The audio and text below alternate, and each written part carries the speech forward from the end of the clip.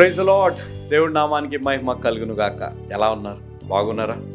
మీ జీవితాల్లో మనము ఒక క్షణభంగురం లాంటి జీవితం, ఇంతలో కనపడి అంతలో మాయమైపోయే జీవితం కదా. కానీ ఎందుకు బ్రదర్ దీని గురించి ఇంత చింతించాలి అని మీరు ఆలోచన వస్తుండొచ్చు. మనలాంటి వారిని మనుషులు ప్రేమించినా ప్రేమించకపోయినా దేవుడు ప్రేమించే దేవుడు. ఆయనతో ఎవరిని పోల్చలేం, ఆయనకు సమానులు ఎవ్వరు లేరు.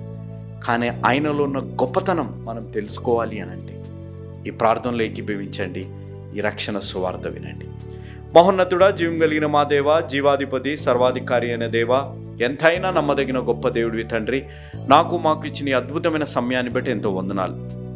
ఈ వాక్యాన్ని నేను బోధించబోతుండగా నాతో మాట్లాడండి, నా ద్వారా మాట్లాడండి. వినే ప్రతి బిడ్డకి ప్రభా గ్రహించే మనసును అనుగ్రహించండి. వారు మనోనేత్రాలు తెరవమని మేము వేడుకుంటున్నాను తండ్రి. సహాయపడండి. ఈ వాక్యం ద్వారా వారి వ్యక్తిగత జీవితాలు, కుటుంబ జీవితాలు, వైవాహిక జీవితాలు, ప్రభా విశ్వాస జీవితం, ఆత్మీయ జీవితం కట్టబడులాగున మీరు సహాయపడమని వేడుకుంటున్నాం.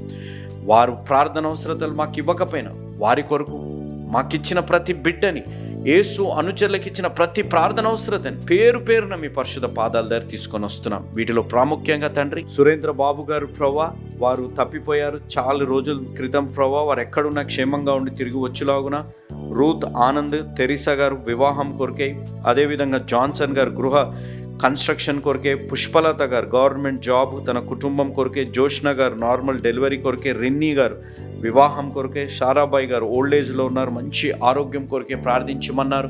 వీరే కాకుండా ఇంకా తీవ్రమైన అనారోగ్యాలతో ఐసీయూలో, హాస్పిటల్స్లో ఉన్న ప్రతి బిడ్డ కొరకే కూడా మేము ప్రార్థిస్తున్నాం. అదేవిధంగా ప్రేమానమ్మకం కలిగిన మా ప్రియ పరలోకపు తండ్రి, జీవం కలిగిన మా దేవ, మీరు మా కాపరి. ఎందుకు మీరు మా కాపరే ఉన్నారు ప్రభా? ఎందుకు మీతో ఎవరిని పోల్చలేం? ఎందుకనగా ప్రభా, బలహీనులుగా ఉన్న వారిని మీరు ఓదార్చి బలపరిచే దేవుడివి తండ్రి. ఇంత గొప్ప ఆత్మీయ సత్యాన్ని, కోట్లాది ప్రజలు ఇంత గొప్ప ఆత్మీయ సత్యాన్ని తెలుసుకోవాలి అనంటే రక్షణ సువార్త విని రక్షణ పొందాలి. రక్షణ పొందిన వారు బలపడాలి అనంటే ఈ రక్షణ సువార్త వారి వరకు వెళ్ళాలి. కాబట్టి ప్రభా, ఈ బిడ్డలు బ్రైడల్ ప్రైడ్ అనే వ్యాపార సంస్థ ప్రభా, వారు బ్రైడల్ గౌన్స్ వ్యాపారం వారు చేస్తారు. ప్రతి వ్యక్తికి అందుబాటు ధరలో ఉండాలని, ప్రాముఖ్యంగా క్రైస్తవులకి ప్రభా, ఎవరైతే యవన బిడ్డలు కలలు కంటారో నా వివాహంలో ఇంత అందంగా ఉండాలి, గౌన్ వేసుకోవాలని, వారందరికీ అందుబాటు ధరలో ఉండేటట్టు ఈ వ్యాపారాన్ని బిడ్డలు ప్రారంభించారు. ఆ ఇద్దరు బిడ్డల్ని, వారి కుటుంబాలని దేవుడు నిండుగా మెండుగా దీవించి ఆశీర్వదించునుగాక తండ్రి. వీరు Golconda cross roads Hebron church దగ్గర హైదరాబాద్ వాస్తవ్యులు, వీరిని నిండుగా మెండుగా దీవించండి. వారు వెళ్ళలేకపోయినా వెళ్ళేలాంటి యేసునుచుల పరిచయం ప్రోత్సహించడాన్ని బట్టి బలహీనుల్ని బలపరిచే దేవుడు, శక్తిహీనులని బలావృద్ధిలోకి నడిపించే దేవుడు అనే ఆత్మీయ సత్యాన్ని తెలుసుకునే అవకాశాన్ని దయచేసినందుకు వీరి వ్యాపారాన్ని దీవించండి, వీరి కుటుంబాలను దీవించండి. ఈ యేసునుచుల పరిచర్య హస్తాలను బలపరిచినట్టు అనేక రక్షణ సువార్తని ప్రకటించే బిడ్డలని బలపరిచే విధంగా ఈ కుటుంబాలని, ఈ వ్యాపారాన్ని దీవించమని మేము వేడుకుంటున్నాం. ఈ కుటుంబానికి మీరు ఇస్తున్న వాగ్దానము, భయపడకము నీ ప్రార్థన వినపడినది, లూకాసు వార్త 1:13. అదేవిధంగా వీరికి ఇస్తున్న ఆజ్ఞ, అడుగుడి మీకు ఇయ్యబడును, వెతుకుడి మీకు దొరుకును, తట్టుడి మీకు తీయబడును. దేవుడి ఆజ్ఞానుసారంగా వీరు అతి ముఖ్యంగా వీరు చేసిన సహాయాన్ని బట్టి ఎవరైతే రక్షణ తీర్మానం తీసుకోబోతున్నారో వారితోని, ఎవరైతే ఈ వాక్యం వింటున్నారో ఈ ఆజ్ఞానుసారంగా జీవించడాన్ని బట్టి ఈ వాగ్దానం వారి జీవితాల్లో, భయపడకము నీ ప్రార్థన వినపడింది అనే వాగ్దానం వారి జీవితాల్లో నెరవేరులాగున దేవుడు సహాయపడమని వేడుకుంటూ, ఈ వాక్యాన్ని వింటున్న బిడ్డలతో బోధించబోతున్న నాతో మాట్లాడి నడిపించి దీవించమని యేసు నామం అడిగి వేడుకుంటున్నాము తండ్రి. ఆమేన్. Praise the Lord. దేవుడి నామానికి మహిమ కలుగును గాక. ప్రార్థనలో నాతో పాటు ఆమేన్ చెప్పిన మీ అందరినీ దేవుడు నిండుగా మెండుగా దీవించి ఆశీర్వదించును గాక. ఎలా ఉన్నారు? బాగున్నారా? తమ్ముడు, చెల్లెమ్మ, అక్కయ్య, అన్నయ్య, అంకుల్, ఆంటీ ఎలా ఉన్నారు? బాగున్నారా? తమ్ముడు యవనంలో ఉన్నావు, చెల్లెమ్మ యవనంలో ఉన్నావు, నాకేంటిది తక్కువ, నాకు బలం ఉంది, అందం ఉంది అనే ఆలోచనలను జీవిస్తున్నావా? అన్నయ్య, అక్కయ్య, మీరు కూడా సంబంధాలకి విలువ ఇవ్వకుండా నాకేంటిదిలే, నాకేం తక్కువలే అనే విధమైన ఆలోచనలు మీరు జీవిస్తున్నారు. నా ఒక విజ్ఞాపన, మనిషి జీవితాన్ని గడ్డితో పోల్చబడింది కదా. ఆ గడ్డి పచ్చగా కనపడుతుంది, ఎండ తగలగానే ఎండిపోయి ఇంతలో రాలిపోతుంది. అందుకే వాక్యంలో రాయబడ్డ మాట, ఇంతలో కనపడి అంతలో మాయమైపోయే జీవితాలు. మనం ఎన్నడూ కూడా మనం ఉన్న అందాన్ని బట్టో, బలాన్ని బట్టో, డబ్బుని బట్టో మనం ఎన్నడూ కూడా గర్వాన్ని మనం ఫీల్ కాకూడదు. ఎన్నడూ కూడా మన జీవితాలు ఇతరుల మనుషుల్ని చులకనగా మనం చూసుకొని జీవించకూడదు. నేను చాలామంది సంబంధాలలో గమనిస్తాను, భార్యాభర్తల జీవితాలు భార్యను చులకగా చూడడం, భర్తని చులకనగా చూడడం, లేకపోతే అల్లుడిని కోడల్ని చులకనగా చూడడం, తల్లిదండ్రులని యవన బిడ్డలు చులకనగా చూడడం, లెక్క చేయకుండా మాట్లాడడం, ఇవన్నీ ప్రమాదకరమైనవి. మీరు ఒక్కటి గుర్తుపెట్టుకోవాలి, మనం ఈ లోకంలో ఉన్నంతప్పుడు బలంగా మనం కనపడుతుండొచ్చు, కానీ మన సృష్టికర్త ఇంకా బలమైన వారు అనేది మనం మర్చిపోకూడదు. నేను ఎందుకు ఈ మాట అంటున్నానో తెలుసా? మీరు వీడియోని చూడండి. ఈ వీడియోలో ఫుట్బాల్ మ్యాచ్ జరుగుతుంది. ఫుట్బాల్ మ్యాచ్ అనగానే ఫుట్బాల్ ప్లేయర్స్ ఎంత ఫిట్గా ఉంటారు. వారు తినే తిండిని కానీ, ప్రతిరోజు వారు చేసే ఎక్సర్సైజ్ కానీ, వారికి టెస్టులు కూడా జరుగుతుంటాయి. వారి హార్ట్ ఏ విధంగా ఉంది, వారి అవయవాలు ఏ విధంగా ఉన్నాయి అనేది, ఆర్గన్స్ ఏ విధంగా ఉన్నాయి, అన్ని టెస్ట్ ప్రతిసారి జరుగుతుంది. కానీ ఫుట్బాల్ ప్లేయర్ చూడండి, మీరు ఆడుతా ఒకేసారి కింద పడిపోయితే పడిపోయాడో అని అనుకునే లోపట ప్రాణాన్ని విడిచివేశాడు. అంటే మీరు ఆలోచించవలసింది, జీవితం అనేది క్షణభంగురం. కాబట్టి ఉన్నంత కాలము క్షమిస్తూ ఉండాలి, ప్రేమిస్తూ ఉండాలి, జీవితాన్ని ముందు కొనసాగిస్తూ దేవుడికి మహిమార్థంగా మనం జీవించాలి. కానీ మనం చేసే తప్పేంటిది అని అంటే, నేను ఈ మాట చెప్తుంటే మీరు ఆలోచించండి. ఊపిరి ఉన్నప్పుడు కన్నీరు గార్చేటట్టు చేస్తారు, ఊపిరి పోయాక క్షమాపణ అడుగుతుంటారు. ఎంత బాధ కదా! మీరు ఆలోచించండి, చాలామందికి మనకి రిలేట్ అవుతుంది. ఊపిరి ఉన్నప్పుడు లెక్క చేయము, ఊపిరి లేనప్పుడు ఇష్టానుసారంగా మాట్లాడేసి వారిని కన్నీరు కార్చేటట్టు చేస్తాం. క్షమాపణ ఎప్పుడు అడుగుతుంటాము? ఊపిరి పోయాక, అయ్యో నన్ను క్షమించండి, అయ్యో నన్ను ఇది అనుకుంటూ అప్పుడు మనము ఇది చేస్తుంటాం. కానీ ఈరోజు ఒక్కసారి మీరు ఆలోచించండి, don't be proud of anything. అందాన్ని బట్టు, ఉద్యోగాన్ని బట్టు, డబ్బుల్ని బట్టు, స్టేటస్, సొసైటీ, సెటిల్మెంట్ని బట్టి ఎన్నడూ కూడా మన జీవితాలు అతిశయపడకండి. దేవుడు నామాన్ని బట్టి అతిశయపడి జీవించండి.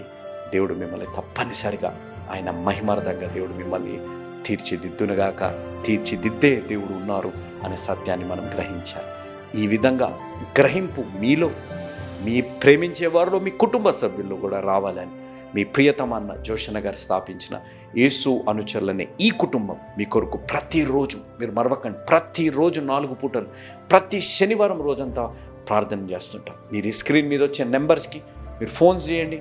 వ్యక్తిగతంగా మాతో మీరు మాట్లాడాలనుకుంటే ఈ నెంబర్స్కి మీరు ఫోన్ చేయండి. మీ వ్యక్తిగత ప్రార్థన అవసరతలు మాకు తెలియజేయండి అనేది నా మనవి. కాబట్టి మీ జీవితాల్లో దేవుడు తోడై ఉండి, దేవుడు మీ జీవితాల్లో ఉన్న ప్రతి సంబంధంలో ప్రేమ బలమైన రీతిలో దేవుడు కలిగించి, అట్టి దేవుడు మీ జీవితాల్లో గొప్ప కార్యము చేయనుగాక. ఆ విధంగా చేసేది దేవుడు ఉన్నారు అనే సత్యాన్ని మీరు గ్రహించి, మీ కొరకు మేము ప్రార్థించి, మీ కుమారుణ్ణి, మీ తోబుట్టుని, మీ కుటుంబంలో ఒక సభ్యుడు లాంటి భక్త సింగ్ అని నేను ఉన్నాను అనేది మీరు మరవకండి. దేవుడు ఆ కార్యం మీ జీవితాల్లో చేయనుగాక. ఆమేన్. మనం హీరోస్ ఆఫ్ ది బైబిల్ అనే సిరీస్లో యెషయా గ్రంథం 40వ అధ్యాయాన్ని మనం ధ్యానిస్తున్నాం. నేను చెప్పిన మాట, message has changed but not the messenger. వర్తమానం మారింది, వర్తమానం చేసేవాయన యెషయా గారు మారలేదు. ఈ రోజుల్లో వర్తమానం మారిపోయింది, వర్తమానం చేసేవారు అనేకులు వచ్చేసే విధంగా అయిపోయింది. నేను చెప్పే మాట, వర్తమానం ఒకటే, రక్షణ సువార్త. జీవితాలు మార్చుకోవాలి, మారు మనసు కలిగి జీవించాలి, పరిశుద్ధతో జీవించాలి, దేవుడి కొరకు మనం జీవించాలి. వర్తమానికులు ఎంతమంది అయినా పర్వాలేదు, కానీ ఒకే వర్తమానము, ఒకే సువార్త, సత్యమైన సువార్త, రక్షణ పొంది మారు మనసు పొందాలి, నీటి బాప్తిజం మనం పొందుకొని మనం జీవించాలి అనేది మనం గ్రహించాలి. ఈ వాక్యాన్ని మీరు గ్రహించాలి తప్పనిసరిగా. ఈరోజు సువార్థికులు అనేక మంది ఉన్నారు, గొప్ప గొప్ప పరిచర్యలు చేస్తున్నారు, గొప్ప పరిచర్యలు, దేవుడి నామానికి మహిమ, గొప్ప పరిచర్యలు. కానీ సువార్త ఒకటే ఉండాలి. ఎప్పుడు ఆశీర్వాదాలు, ఎప్పుడు స్వస్థతలు కాదు. నువ్వు ఎంత ఆరోగ్యంగా ఉన్నా పరలోకానికి వెళ్తావని గ్యారంటీ లేదు. నీవు ఎంత ధనవంతుడు అయినా పరలోకానికి వెళ్తావని గ్యారంటీ లేదు. అంటే బ్రదర్, మేము ధనవంతులు, స్వస్థతలు ఉండకూడదా? ఉండాలి.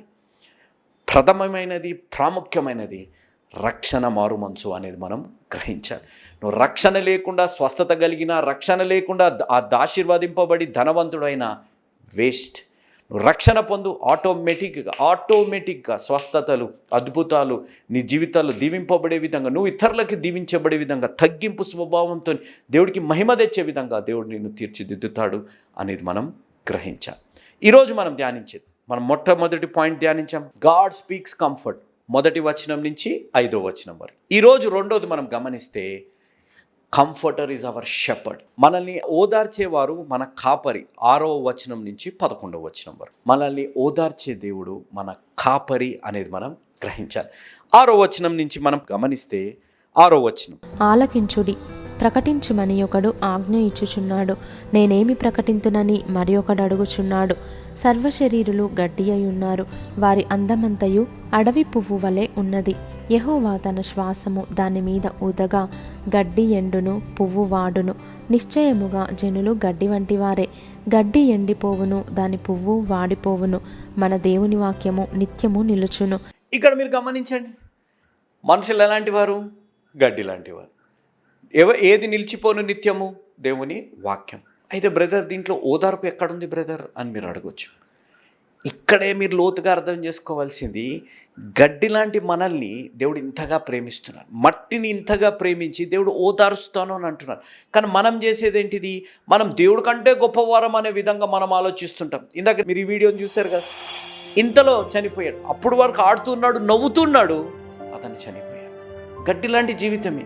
కానీ ఒక్కటి మనం గ్రహించవలసింది ఏంటిదనగా, మనం దేవుడిపై ఆధారపడి దేవుడిని మన జీవితాల్లో ప్రథమ స్థానం ఇచ్చి మనం జీవిస్తే ఆయన ఎంత శక్తివంతుడమైన దేవుడు అనేది మనం గ్రహించగలుగుతాం. ఎందుకు నేను ఈ మాట అంటున్నానంటే, మీరు ఈ వీడియోని చూడండి. ఈ పిల్లోడు సైకిల్ మీద వెళ్తున్నాడు. సైకిల్ మీద వెళ్తుంటే పెద్ద లారీ వచ్చేసింది. ఇంత రక్తం కూడా తనకు గారలేదు. అంత పెద్ద యాక్సిడెంట్ అయినా ఎలా సాధ్యం? ఆలోచించండి, ఎలా సాధ్యం అవుతుంది ఇవన్నీ? దేవుడు గొప్పవాడు కాబట్టి. దేవుడిపై ఆధారపడితే దేవుడు తప్పనిసరిగా మన జీవితాల్లో మనల్ని క్షమించి మనల్ని రక్షించే దేవుడు అనేది మనం గ్రహించాలి. కానీ మనం మర్చిపోయేది ఏంటిదనగా, యేసయ్య అనగానే 3 మేకులు, యేసయ్య అనగానే ఆయన దేవుడా అనే ఆలోచనలో ఉంటాం. యేసయ్య ఇమ్మానుయేల్ అయిన దేవుడు, ఆయన మన తోడుండే దేవుడు అనేది మనం గ్రహించాలి. మనం ఏం చేస్తుంటామంటే మనము మర్చిపోతుంటాం. ఇక్కడ రాయబడ్డ మాట 11, గొర్రెల కాపరి వలె ఆయన తన మందను మేపును, తన బాహువుతో గొర్రె పిల్లలను కూర్చి రొమ్మున ఆనించుకొని మోయును, పాలిచ్చు వాటిని ఆయన మెల్లగా నడిపించును. ఇక్కడ మీరు గమనించండి, మనం ఇప్పుడు 11వ వచనం చదివాం కదా. ఈ 11వ వచనంలో మీరు గమనిస్తే గొర్రెల కాపరి ఎవరు? ఆయనే. ఎందుకు గొర్రెల కాపరికి గొర్రెతో మనం పోల్చబడ్డాము? ఆలోచించండి. ఎందుకనగా మనిషి జీవితము గడ్డి వంటిది, అది శాశ్వతమైనది కాదు. గొర్రె జీవితం ఎలాంటిది అని అనగా, గొర్రె కేవలము ఆ గొర్రెల కాపరి మాటే వింటుంది. ఆ గొర్రె కాపరి యొక్క స్వరాన్ని అర్థం చేసుకొని పిలవగానే వెళ్తుంది. గొర్రెలలో ఉన్న ఇంకొక లక్షణం ఏంటిదనగా, అది తొందరగా తప్పిపోయే పరిస్థితి ఉంది. వాటిని ఏదైనా హాని చేసే, అటాక్ చేసే పరిస్థితి ఉంటుంది. కాబట్టి ఈ గొర్రెల కాపర్లు ఎంతగా ప్రేమిస్తారు, ఎంత జాగ్రత్త వహిస్తారంటే అవి తప్పిపోకుండా, అవి వాటిపై ఏది కూడా దాడి చేయకుండా ఉండే విధంగా ఎంతో కేర్ఫుల్గా వారు ఉంటారు ఆ గొర్రెల కాపర్లు అనేది గమనించాలి. ఈరోజు ఈ గొర్రెతో మన జీవితాన్ని ఒక్కసారి పోల్చుకోండి. దేవుడి స్వరాన్ని మనం కూడా వింటున్నాం కదా, ప్రతి ఆదివారం వింటాం. ఈరోజు ఇలాంటి వాక్యాలతో కూడా మనం దేవుడి స్వరాన్ని వింటుంటాం. మన జీవితాల్లో గర్జించు సింహము వలె అని చెప్పి సాతానుడు ఎప్పుడు మింగుదామా అని దాడి చేయడానికి రెడీ ఉంటాడు. మనం క్రీస్తులో ఉండి ధైర్యంగా ఎదుర్కొంటామా? భయం అనేది ఫస్ట్ వచ్చేస్తుంది. ఆ భయంతో వాడికి లొంగిపోతాం. ఇంకొకటి, తొట్టిల్లిపోతుంటాం. మన జీవితాల్లో వేరే మార్గంలో వెళ్ళిపోయే పరిస్థితి చాలా ఈజీ, వలరబుల్. ఎంత ఈజీ అంటే ఎవరినైనా ఇంకొక మార్గంలో నడిపించడం లేదో కష్టమే, కానీ క్రైస్తవుల్ని లోకం వైపు ఆకర్షించడం ఇంత ఈజీ, సులభమైనది. ప్రేమలో పడేయడం, వ్యసనాలకు అలవాటు చేయడం, పలానా చాలా ఈజీ. కానీ గొర్రెల కాపరి అండర్గా మనం జీవిస్తే ఆయన చాలా జాగ్రత్తగా వహిస్తాడు.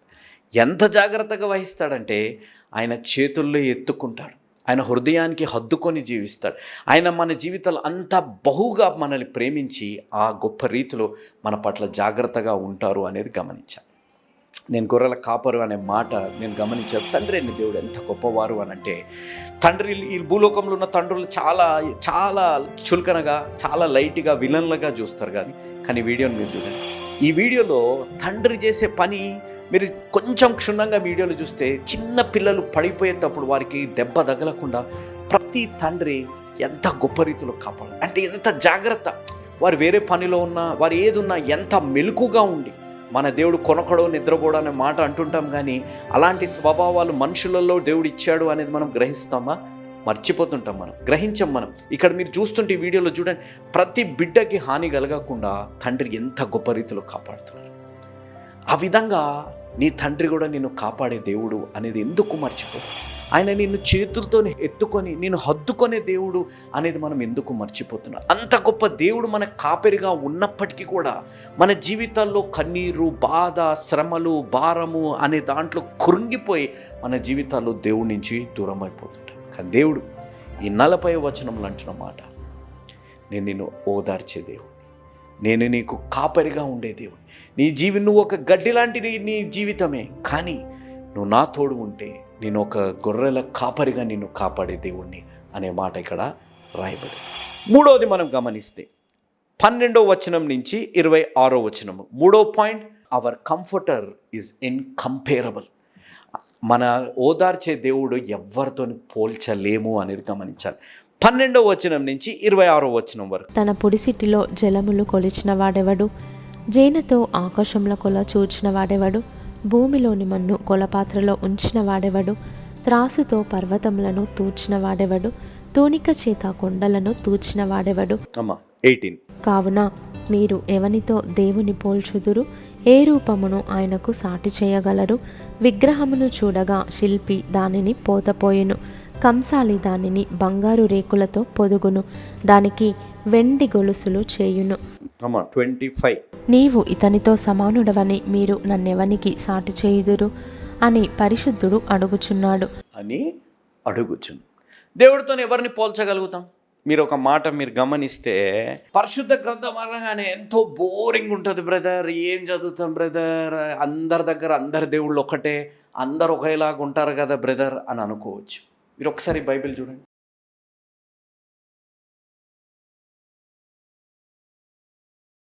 మీరు ఇక్కడ బైబిల్లో చూశారు కదా, దేవుడితో ఎవరిని మనం పోల్చలేం. మనము యేసయ్యతో ఎవరిని కూడా మనం పోల్చలేం. ఎందుకు నేను ఈ మాట అంటున్నానంటే, సాధారణమైన మనుషులతో దేవుడు అసాధారణమైన కార్యాలు చేసిన దేవుడు. ఆయన సృష్టికర్త అయిన దేవుడు, ఆయన సార్వభౌముడైన దేవుడు, సర్వ శక్తివంతమైన దేవుడు అనేది మనం గ్రహించాలి. కానీ బైబిల్ చదవడం చాలామందికి బోరింగ్గా ఉంటుంది. ఏం చదువుతాంలే అనేది ఉంటుంది. నేను ఇక్కడ ఒక ప్రశ్న వేస్తాను, నాతో ఎవరిని మీరు పోల్చగలుగుతారనే మాట రాయబడ్డది కదా. నేను ఒక ప్రశ్న మీకు వేస్తాను, దేవుడు చూడలేనిది మనిషి చూడగలుగుతాడు? చెప్పమా. దేవుడు చూడలేనిది మనిషి చూడగలుగుతాడు, చెప్పగలుగుతారా? ఆలోచించి నేను చెప్పే మాట, మనతో సమానులుగా మనం అనేకులు చూడగలుగుతాం. మనలాంటి తెలివి, మనలాంటి డబ్బు, మనలాంటి అందం ఉండొచ్చు, మన రంగు ఉండొచ్చు, మనలాంటి పరపత, స్తోమత, పలుకుబడి, మనలాంటి వారు చాలామంది ఉంటారు. కానీ దేవుడికి సమానులు ఎవరు? దేవుడు ఆయనకు సమానులుగా ఎవరిని చూడలేరు దేవుడు.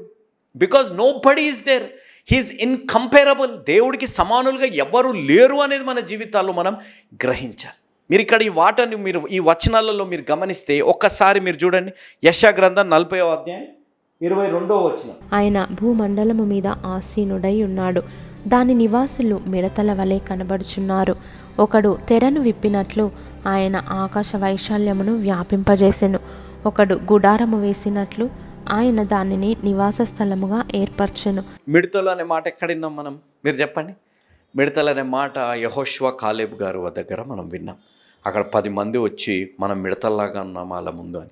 ఇంగ్లీష్ బైబిల్లో మనం గమనిస్తే ఇక్కడ రాయబడ్డ మాట ఏంటిదనగా, God sits above the circle of the earth, sphere or circle, అంటే భూమి గుండ్రంగా ఉంది అనే మాట ఇక్కడ రాయబడ్డది.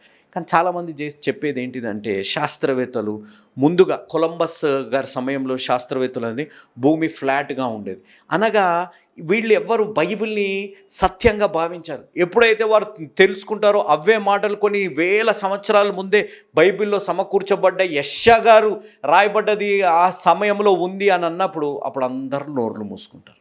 ఇది దేవుని వాక్యం. ఇక్కడ మీరు ప్రాముఖ్యంగా గమనిస్తే దేవుడికి పోలిన వారు ఎవ్వరూ లేరు. కానీ మనుషులు చేసేది ఏంటిదంటే కొన్ని చిత్రాలు తయారు చేసుకుంటారు కదా. నేను వేరే వాళ్ళ గురించి నేను ఎవరి గురించి నేను విమర్శించాను, కానీ క్రైస్తవుల్లో మీరు గమనిస్తే యేసుప్రభువారి బొమ్మ కొంతమంది పెట్టుకుంటుంటారు. యేసుప్రభువారి బొమ్మ పెట్టుకునే అవసరం ఏమొచ్చింది? మీరు ఆలోచించండి. యేసుప్రభువారి బొమ్మ పెట్టుకునే అవసరం ఏమన్నా ఉందా? ఎందుకు యేసుప్రభువారి బొమ్మ కొంతమంది పెట్టుకుంటారో తెలుసా? వాళ్ళ హృదయంలో దేవుని యొక్క సన్నిధి లేనప్పుడు యేసుప్రభువారి బొమ్మను పెట్టుకుంటారు. When we have the presence of God in our heart, దేవుని యొక్క సన్నిధి మన జీవితాల్లో మన హృదయంలో ఉంటే యేసుప్రభువారి చిత్రాలు, వేరే బొమ్మలు, దేవుడు అనే బొమ్మ మనకు అవసరం లేదు.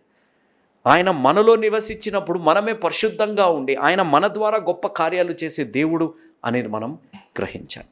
ఈరోజు ఈ వాక్యాన్ని వింటున్నవారు మీరు గమనించవలసింది, మీరు ఆలోచించవలసింది, nobody is comparable to God. Our comforter is incomparable. మనల్ని ఓదార్చే దేవుడు ఎవరితో పోల్చలేము మనం అనేది గ్రహించాలి. Never compare yourself because your God is incomparable. యేసు ప్రభువారిని ఎవరితో మనం పోల్చలేము, ఎందుకనగా ఆయన అంత గొప్ప దేవుడు.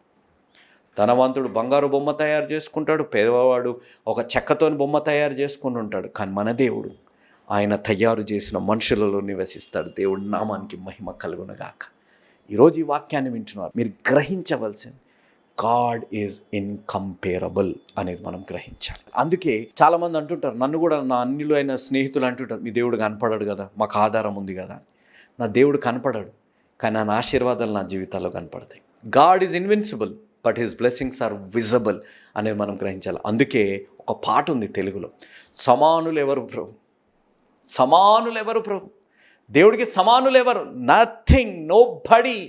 Hour comforter is incomparable. మనని ఓదార్చే దేవుడిని ఎవరితో మనం పోల్చలేము అనేది గ్రహించాలి. 4వది చివరిగా మనం గమనిస్తే 27వ వచనం నుంచి 31వ వచనం వరకు. యాకోబు, నా మార్గము యెహోవాకు మరుగై ఉన్నది, నా న్యాయము నా దేవుని దృష్టికి కనబడలేదు అని నీవేళ అనుచున్నావు. ఇశ్రాయేలు, నీవేళ ఇలాగూ చెప్పుచున్నావు. నీకు తెలియలేదా? నీవు వినలేదా? బూదిగంతములను సృజించిన యెహోవా నిత్యుడగు దేవుడు. ఆయన సొమ్మసిల్లడు, అలయడు. ఆయన జ్ఞానమును శోధించుట అసాధ్యము. సొమ్మసిల్లిన వారికి బలమిచ్చువాడు ఆయనే. శక్తిహీనులకు బలాభివృద్ధి కలుగజేయువాడు ఆయనే. ఆయన సొమ్మసిల్లడు, ఆయన అలసిపోడు. 4వది, our comfort comes in weakness. 27th verse నుంచి 31st వర్స్ వరకు, అనగా 27వ వచనం నుంచి 31వ వచనం. ఇక్కడ మీరు గమనిస్తారు, శక్తిహీనులని బలాభివృద్ధిలోకి నడిపించే దేవుడు. మనం ఎప్పుడైతే బలహీనులుగా ఉంటామో అప్పుడు ఆయన మనల్ని ఓదార్చి బలపరిచే దేవుడు అనేది మనం గ్రహించాలి. మీరు ఈ వీడియోని చూస్తుండండి, ఇక్కడున్న మనుషులు ఏ ఒక్కరు కూడా శక్తివంతులు కాదు, ఏ ఒక్కరు కూడా బలవంతులు కాదు. కానీ ఆ వయసు నిమిత్తం బలహీనత ఉన్నాం, వారు శారీరకంగా బలహీనులుగా ఉన్నప్పటికీ దేవుడు ఎంత గొప్ప కార్యాలు చేశారంటే hour comfort comes in our weakness. మన జీవితాల్లో ఓదార్పు మన బలహీనతలు కలిగించే దేవుడు. ఆయన మన శక్తిహీనులుగా ఉన్నప్పుడు బలావృద్ధి దయచేసే దేవుడు అనేది గమనించి. కాబట్టి ఈరోజు ఈ వాక్యం వింటున్నారు, ప్రాముఖ్యమైన మాట మీరు వినాల్సింది, దేవుడు మనం బలవంతులుగా అవ్వాలి, మనం ఆరోగ్యవంతులుగా ఉండాలి, లేకపోతే మనం పరిశుద్ధులుగా అయిపోవాలి, మన జీవితంలో ఈ విధంగా ఉన్నాకనే దేవుడు మనల్ని అంగీకరిస్తారు అనే అపోహలో చాలామంది జీవిస్తుంటారు. నేను చాలామందిని గమనిస్తున్నాను, బ్రదర్ నా అలవాట్లన్నీ తొలగించుకున్నాక దేవుడి దగ్గర వస్తాను, బ్రదర్ నేను ఇంకా పరిశుద్ధంగా రావాలి, బైబిల్ అంతా కంప్లీట్ చేశాక వస్తాను, లేకపోతే దేవర్ నా జీవితాల్లో ఉన్న శోధనలన్నీ తొలగించుకున్నాక అన్నీ చేసుకున్నాక వస్తానంటే దేవుడే వచ్చేస్తారు. అలా జరగదు. నువ్వు ఎప్పుడైతే బలహీనంగా ఉన్నావు, నువ్వు ఎప్పుడైతే వ్యసనాల నుంచి దూరం చేసుకోలేకపోతున్నావు, ఎప్పుడైతే నీ జీవితాల్లో నువ్వు ఆ శోధనల్ని జయించలేకపోతున్నావు, ఆ సంబంధాలని వదులుకోలేకపోతున్నావు, అప్పుడే నువ్వు దేవుడి దగ్గరికి రా. ఆయన శక్తిహీనులని బలావృద్ధి చేయగలిగిన దేవుడు. నీ దేవుడు నువ్వు ఒక్కటి గుర్తుపెట్టుకో, ఆ దేవుడు సొమ్మసిల్లడు, అలసిపోడు. ఆయన శక్తిహీనులని బలావృద్ధిలోకి నడిపించే దేవుడు అనేది గమనించాలి. కాబట్టి ఈరోజు తమ్ముడు, చెల్లెమ్మ, అక్కయ్య, అన్నయ్య, అంకుల్, ఆంటీ, నువ్వే పరిస్థితుల్లో ఉన్నావు, నువ్వు పాపంలో ఉన్నావేమో, నువ్వు వ్యసనాలలో ఉన్నావేమో, నువ్వు అక్రమ సంబంధాలలో ఉన్నావు, నువ్వు లోకరితమైన ప్రేమ అని చెప్పి, యవనం అని చెప్పి నీ శరీరాన్ని ఇష్టానుసారంగా అనేక మందితో సంబంధాలు పెట్టుకొని మీరు బ్రతుకుతూ ఉన్నారేమో.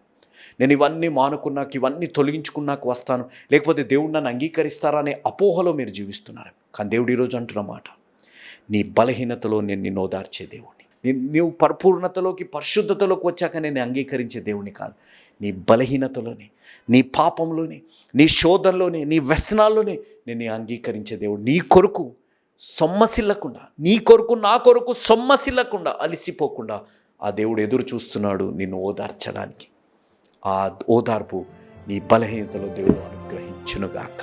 ఈరోజు ఈ వాక్యాన్ని వింటున్నవా తమ్ముడు, చెల్లెమ్మ, అక్కయ్య, అన్నయ్య, అంకుల్, ఆంటీ, దేవుడు ఈరోజు నీతోని నాతోని ఆయన ఒక కాపరిగా ఉండాలి.